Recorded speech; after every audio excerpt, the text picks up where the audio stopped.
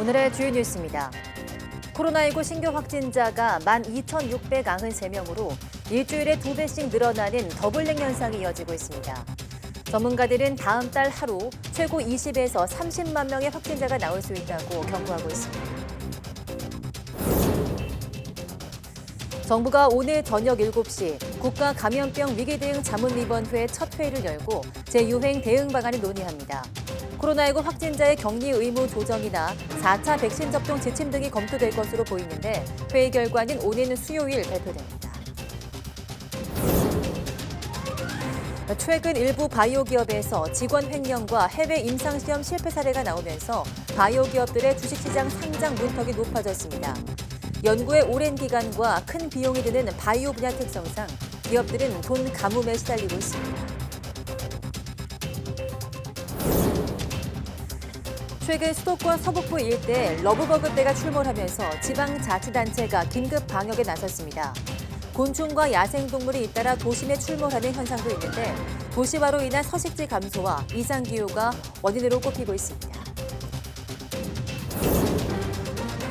알프스 정상에서 만년설이 마치 피를 흘린 것처럼 붉은색으로 변하는 빙하 블러드 현상이 나타나고 있습니다. 이런 기현상은 기후변화의 결과물인 동시에 기후변화를 더 심화시키는 악순환의 고리가 되고 있습니다.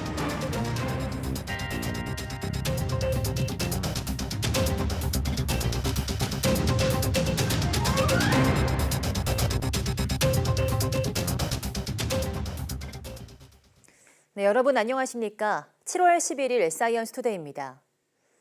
오늘 코로나19 신규 확진자가 12,693명으로 집계됐습니다. 한 주 전인 지난 4일보다 2배 넘게 증가했습니다. 위중증 환자는 어제보다 4명 증가한 71명으로 30일째 두 자릿수입니다. 하루 새 숨진 환자는 18명으로 누적 사망자는 24,661명, 치명률은 0.13%였습니다. 네, 이처럼 휴일이었던 어제 하루 전국에서 12,000명이 넘는 코로나19 신규 확진자가 나왔습니다. 최근 코로나19 확진자 수는 한 주 단위로 확진자 수가 2배로 증가하는 더블링 현상이 이어지고 있는데요. 정부는 오늘 수요일 여름철 재유행 대응 방안을 발표합니다. 김주환 기자입니다. 어젯밤 9시까지 코로나19 신규 확진자는 12,213명으로 집계됐습니다. 일주일 전인 지난 3일 같은 시간대보다 2.1배 늘어난 겁니다.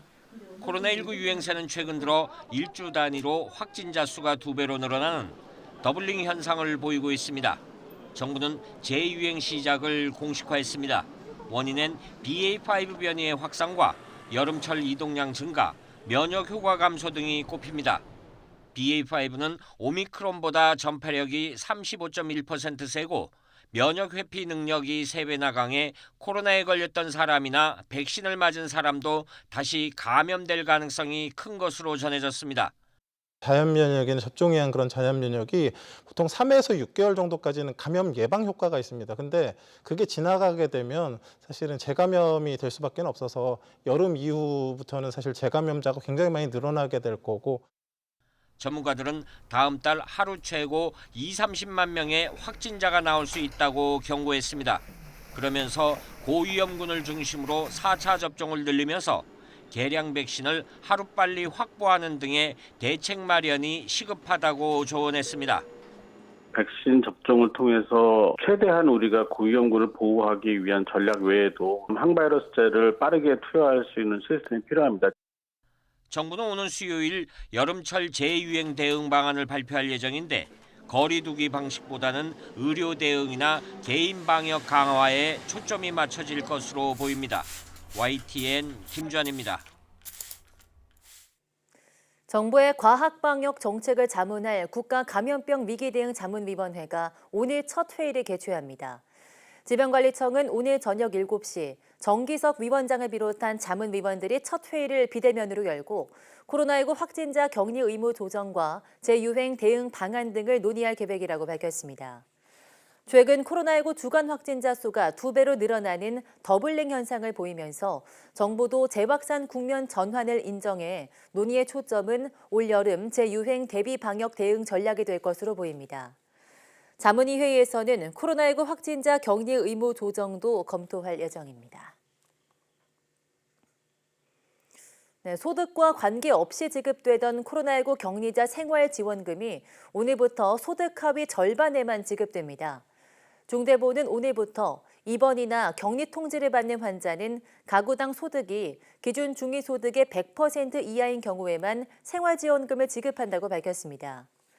현재는 소득과 관계없이 1인 가구엔 10만 원, 2인 이상 가구엔 15만 원씩 정액으로 생활지원금을 지급하고 있습니다.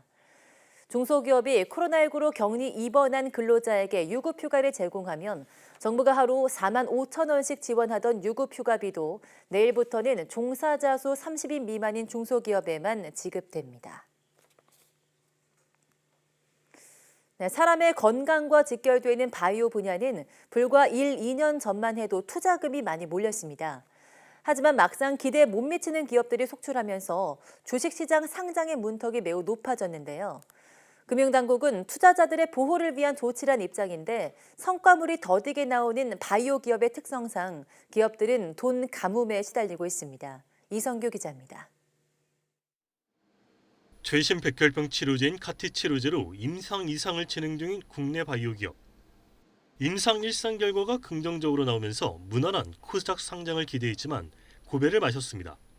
기술성 평가 기관 2곳에서 일정 수준 이상의 등급을 받아야 하는데 한 곳에서만 충족했기 때문입니다. 코스닥 기술 특례 상장을 준비 중인 바이오 기업 대부분이 올 상반기 상장에 실패했습니다. 올해 현재까지 기술 특례 상장한 기업은 15개사인데 이 가운데 바이오 기업은 4개사에 불과합니다. 바이오 분야가 활황이던 지난 2020년엔 기술 특례 상장 기업 25개 가운데 절반 이상인 17개 기업이 바이오 기업이었습니다. 상장을 주관하는 한국거래소는 기술 특례 요건 자체는 달라진 것이 없다는 입장입니다. 다만 최근 몇 년 사이 일부 바이오 기업에서 직원 횡령과 해외 임상시험 실패 사례가 나오면서 투자자 보호 차원에서 질적 심사를 좀 더 꼼꼼히 본다는 설명입니다.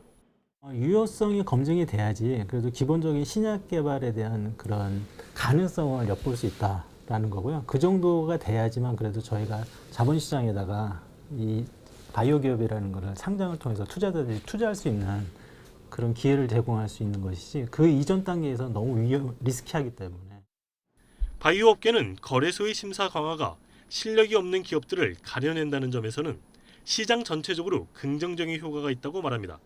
하지만 자칫 지나친 옥석 가리기가 유망 기업의 투자까지 가로막을 수 있다며 우려의 목소리를 내고 있습니다.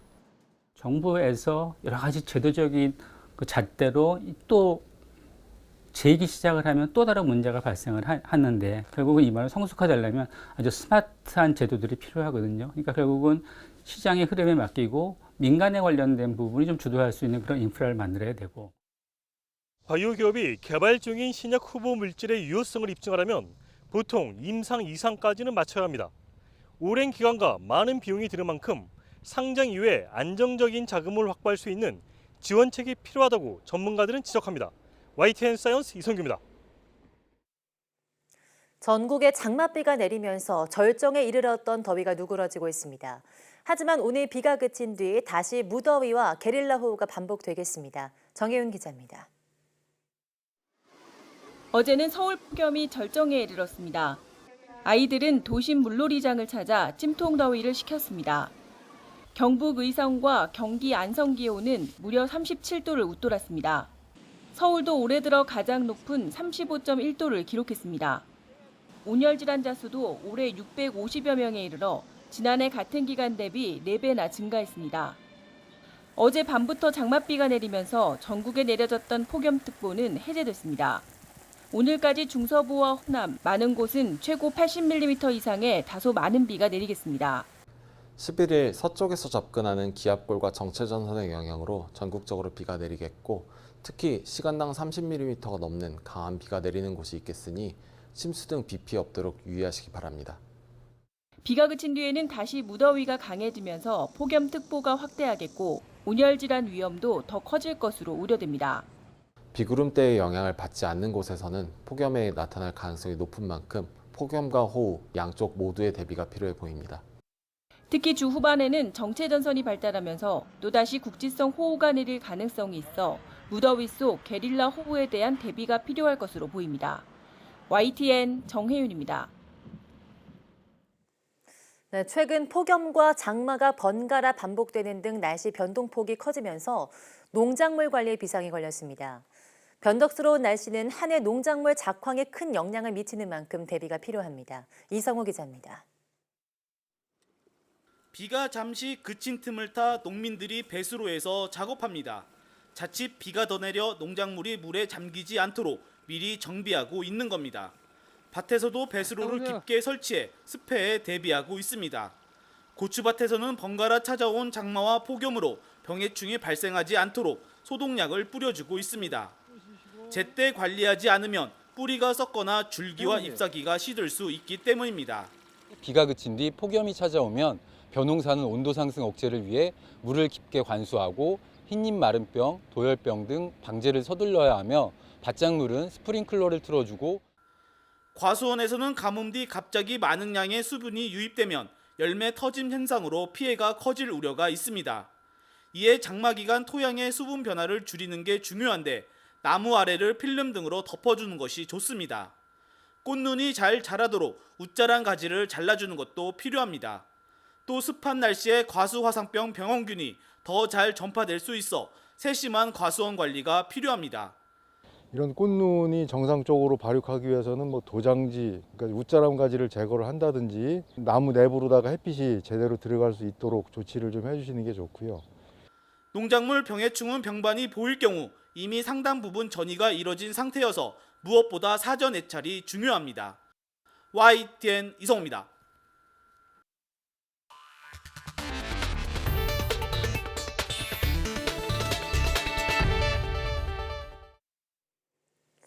네, 최근 이탈리아의 알프스 돌로미티 최고봉에서 빙하가 무너져 내려 등반객 수십 명이 목숨을 잃거나 실종되는 참사가 일어났죠. 기후변화로 인해 유례 없이 높은 기온이 원인으로 꼽히는데 알프스 산맥의 이상 현상은 이미 나타나고 있었습니다. 눈부시게 하얘야 할 알프스의 만년설이 마치 피를 흘린 것처럼 붉은색으로 변하는 기현상인데요. 어떻게 된 영문인지 양회영 기자가 설명해드립니다. 새하얀 눈이 1년 내내 쌓여있는 알프스 산 꼭대기. 수킬로미터에 이르는 눈밭이 붉게 변해 있습니다. 가까이서 보니 마치 피가 흩뿌려진 것 같은 모습입니다. 바로 빙하블러드 현상입니다. 프랑스 연구진은 빙하블러드 현상의 원인으로 미세조류의 증식을 꼽았습니다. 연구진은 알프스 지역에서 눈과 흙을 채취해 분석한 결과 바다나 호수처럼 눈 속에서도 산구하나 등 특정 미세조류의 존재를 확인했습니다. 또 미세조류가 최근 번성한 이유는 대기 중 이산화탄소 증가와 대기오염 물질 유입 등으로 분석됐습니다. 그런데 녹색의 엽록소를 가진 미세조류가 붉은색을 띤 이유는 무엇일까? 알프스에서 발견된 미세조류는 붉은색인 카로티노이드라는 색소를 갖고 있는데 강한 햇빛, 특히 자외선으로부터 미세조류를 보호하는 역할을 합니다. 즉 빙하블러드는 스스로를 지키려는 미세조류의 생존 본능인 셈입니다. Lorsque c'est dans la neige, ça accumule un pigment comme une crème solaire, comme pour se protéger de l'intensité lumineuse. Elles sont fondamentalement vertes, mais c'est caché par un gros bouclier de pigment rouge. 문제는 빙하블러드 현상이 다시 기후변화를 악화시킨다는 점입니다. 흰색의 특성으로 인해 하얀 눈밭은 햇빛을 많이 반사하는데 붉어진 눈밭에서는 햇빛을 덜 반사하게 돼 빙하가 더 빨리 녹게 되는 겁니다. On sait que ces algues, à cause de la coloration de la neige, font augmenter l'albédo et du coup fondre les neiges plus rapidement. Ce qu'on sait aussi, c'est que au fur et à mesure du temps, du coup, quand le CO2 a augmenté dans l'atmosphère, on retrouve toujours plus souvent des neiges rouges. 빙하블러드는 이산화탄소 증가라는 기후변화의 결과물인 동시에 기후변화를 더 심화시켜 악순환의 고리가 되고 있습니다. 연구진은 앞으로 빙하블러드 현상은 더 자주 발생하게 될 것이라며 이 현상이 주변 생태계에 어떤 영향을 끼칠지 정밀 연구가 필요하다고 강조했습니다. YTN 사이언스 양우영입니다. 네, 최근 서울 은평구 등 수도권 서북부 일대 러브버그떼가 출몰해 지방자치단체가 긴급 방역에 나섰죠. 긴 가뭄에 이은 장마 등 이상기후가 주요 원인으로 꼽히지만 도시화로 인한 서식지 감소 탓도 크다고 합니다. 김다현 기자가 보도합니다. 죽은 벌레들로 바닥이 온통 시커멓습니다. 털파리 일종으로 최근 수도권 서북부에 창궐한 이른바 사랑벌레, 러브버그입니다. 봄, 여름 때마다 종종 나타나긴 했지만 이번엔 규모가 전례가 없을 정도로 컸습니다. 나는 모르고 입 벌리고 있었죠. 그러다 그것이 그냥 느닷없이 들어가가지고 어떻게 막 토했지. 창문을 닫아놔도 저렇게 떨어져 죽어 있잖아요, 바닥에. 주요 원인으론 이상기후가 꼽힙니다. 러브버그는 번데기나 유충 상태로 겨울을 난 뒤 봄에 비가 올 때 성충이 되는데 올봄엔 가물었던 날씨 탓에 성충이 되지 못하다가 수도권에 많은 비가 내리면서 한꺼번에 성충이 됐다는 겁니다. 장마가 좀 이상하게 돼가지고 좀 앞으로 당겨지고 원래 봄에 어느 정도 수분이 있었을 때 나와야 하는 개체군들마저도 한 번에 튀어나오는 경향이 생기지 않았을까. 여기에 급격한 도시화로 서식지가 감소한 영향도 크다는 분석이 나옵니다. 러브버그는 습한 산지에 주로 서식하는데 최근 수도권 서북부 일대 산지 턱 밑까지 아파트와 상업단지가 들어서면서 생활지역이 러브버그 서식지와 가까워졌다는 겁니다. 산이라는 자연하고 그다음에 사람들이 사는 주거지역이 점점 거리가 가까워지고 이 사람들이 접할 수 있는 털파리를 접할 수 있는 그런 거리가 점점 더 짧아진 것 같아요. 도시화로 인한 서식지 감소 문제는 곤충에만 국한된 게 아닙니다. 서울 도심에선 몇 해 전부터 너구리떼도 심심찮게 출몰하고 있습니다. 사람들이 많이 다니는 산책로입니다. 최근 너구리들이 이곳에 자리를 잡고 보금자리를 만들었는데 종종 사람과 개를 물어서 문제가 되고 있습니다. 너구리 서식지 역시 서울 외곽 하천과 산지인데 대규모 택지 개발로 서식지가 줄어들자 도심까지 내려오고 있습니다. 네, 원래 이제 야생동물 서식하던 공간에 택지 개발이라든가 도심이 확장됨에 따라서 기존의 서식지가 개발적으로 잠식되는 결과가 계속 나타나고 있고요. 도심에 잇따르는 곤충과 야생동물들의 출현이 기후변화와 급격한 도시화가 가져올 부작용에 대해 경종을 울리고 있습니다. YTN 김다현입니다. 센서 개발 기술이 가속화하고 있습니다. 국내 연구진이 물체의 단단하고 부드러운 정도를 판단할 수 있는 촉각 센서를 개발했습니다. 유방암을 비롯한 암 진단과 치료에 큰 기여를 할 것으로 보입니다. 김진두 기자가 보도합니다. 반도체 칩처럼 생긴 센서입니다. 이 센서를 딱딱하거나 부드러운 물체로 누르자 각기 다른 주파수의 전기 신호가 나타납니다. 간격이 좁고 날카로운 건 딱딱한 물체, 간격이 좀 더 넓고 낮은 건 부드러운 물체입니다. 연구진은 물체의 경도에 따른 주파수 변화를 찾아내 표준화하는 데 성공했습니다. 촉각 센서 가운데 딱딱한 정도를 정확하게 구분할 수 있도록 개발된 것은 이번이 처음입니다. 사람은 딱딱한 정도를 굉장히 쉽게 구분할 수 있는데요. 이런 딱딱한 정도를 사실 구분할 수 있는 소자를 만드는 기술은 굉장히 어렵습니다.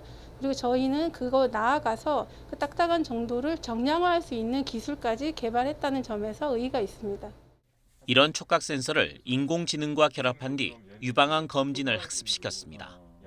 탄력 정도를 보여주는 특수 초음파 센서 이미지를 이용해 유방암 양성과 음성을 판단하게 한 겁니다. 그 결과 학습된 인공지능 촉각 센서의 정확도는 95.8%로 매우 높았습니다.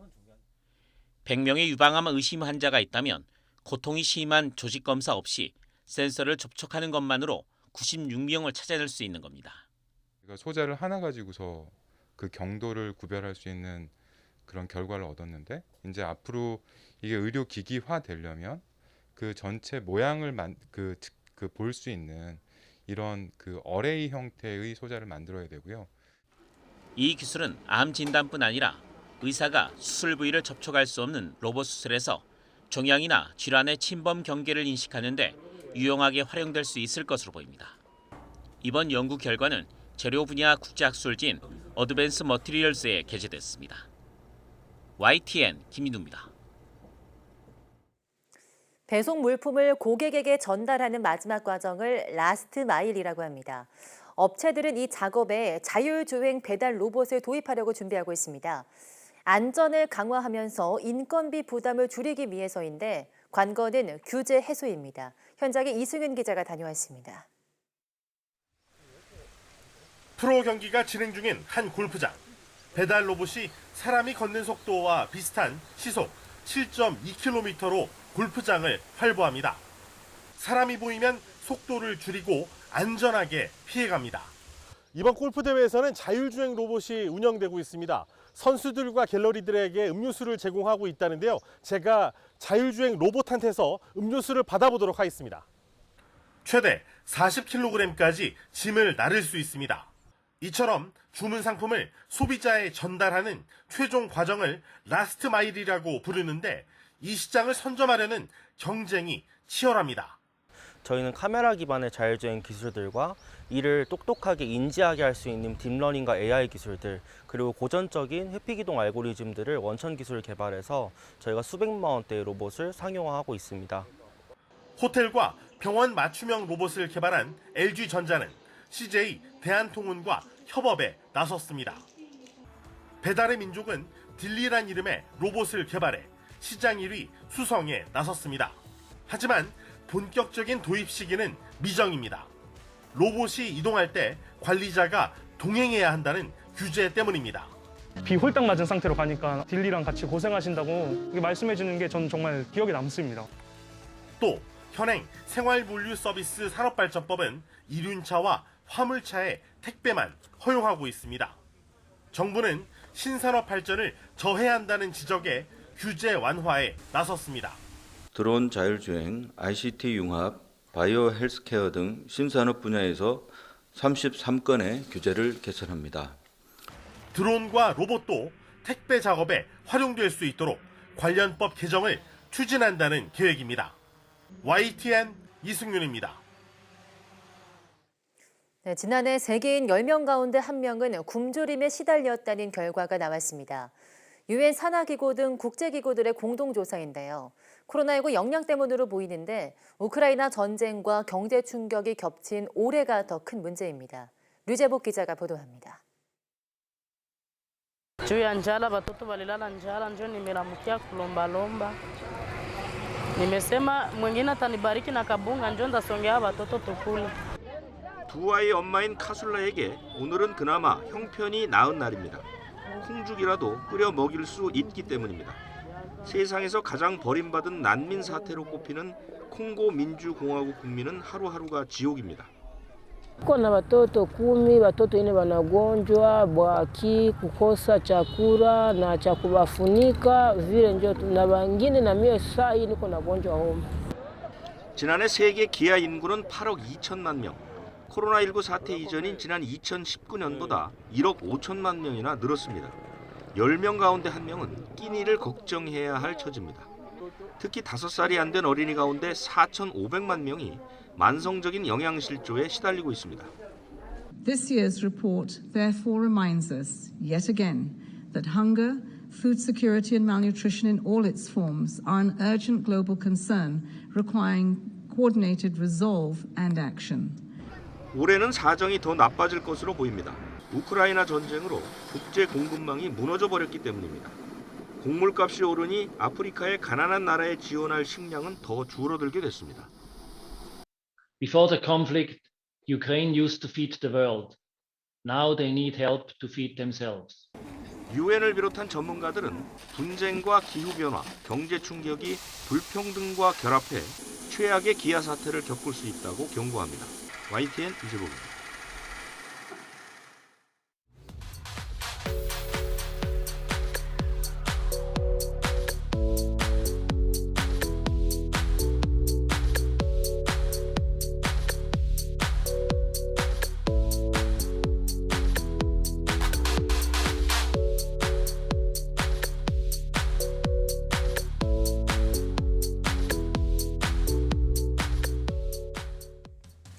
알프스 하면 새하얗게 눈 덮인 풍경이 떠오를 텐데요. 하지만 최근 지구 온난화로 인해서 알프스의 만년설이 붉게 변하는 기현상이 나타나고 이런 현상이 결국 빙하를 더 빨리 녹게 하는 악순환이 되고 있다고 하는데요. 오늘 오후 사이언스투데이 사이언스 취재 파일에서는 기후변화로 멍들고 있는 알프스에 대해서 취재 기자와 함께 이야기 나눠보겠습니다. 많은 시청 바랍니다. 함께해 주신 여러분 고맙습니다.